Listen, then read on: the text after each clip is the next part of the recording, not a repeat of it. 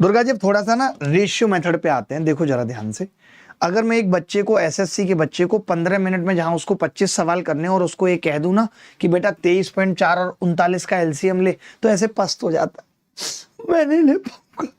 तो मैं बताता हूं क्या करना होता है जब भी ऐसा सवाल आता है। कौन कौन है भाई? जेसन है एक, तो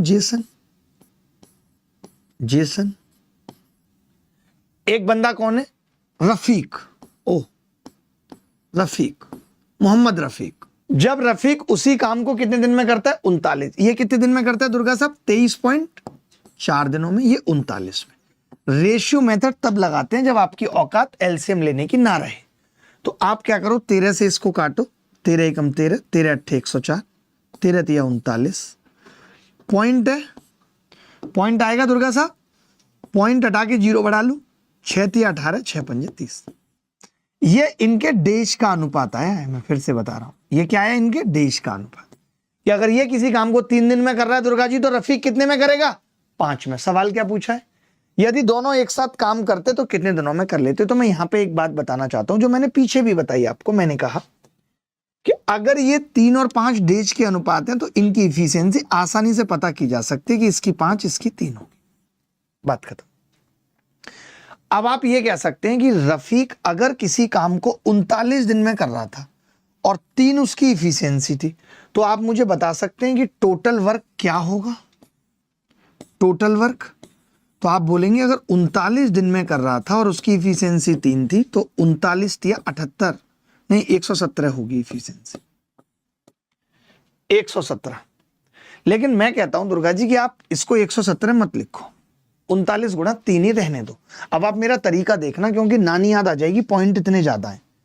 कैसे करेंगे हम सवाल को? देखो, इतना प्यार से बताऊंगा ना, दिल खुश हो जाएगा। मुझे किस किस से कराना है काम? जेसन और रफीक दोनों से कराना है। कितना काम है जी? 39 गुणा 3, और दोनों की इफिशियंसी कितनी है? 5 प्लस 3। मैंने क्या किया सुनना, मैंने देखा 14 तो सब में आ रहा है, पॉइंट वाला बताना है। आज आपको एक बात बताऊं, अगर 1 को 8 से भाग दिया जाए तो याद रख लो जीवन में 0.125 आता है। ये बड़ी इंपॉर्टेंट बात बता रहा हूं कि अगर 1 को भाग दिया जाए 8 से तो 0.125 आता है। ठीक है?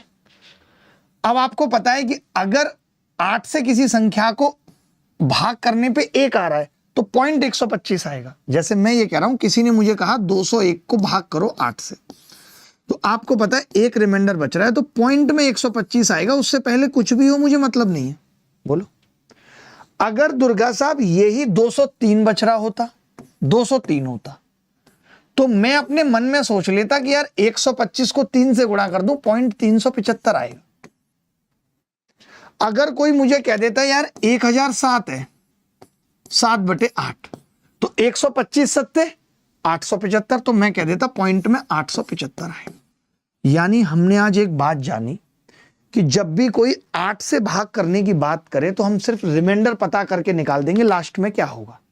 तो मैंने देखो कैसे रिमाइंडर पता किया। मैंने कहा 39 में -1 बचेगा और 3 में बचेगा -5, तो 5/8 रिमाइंडर आ गया।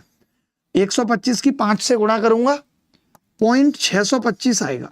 पॉइंट में जो 625 होगा वो उत्तर होगा। As the correct answer. ये सब चीजें ही मैं अल्ट्रा कैल्सी बैच में सिखाता हूं कि 8 से भाग करने पे पॉइंट क्या क्या हो सकते हैं, 3 से भाग करने पे केवल 0.33 और 0.66 हो सकता है, 9 से भाग करने पे 0.11, 0.22, 0.33, 0.44, 0.55, 0.66, 0.77, 0.88 के अलावा कुछ नहीं हो सकता।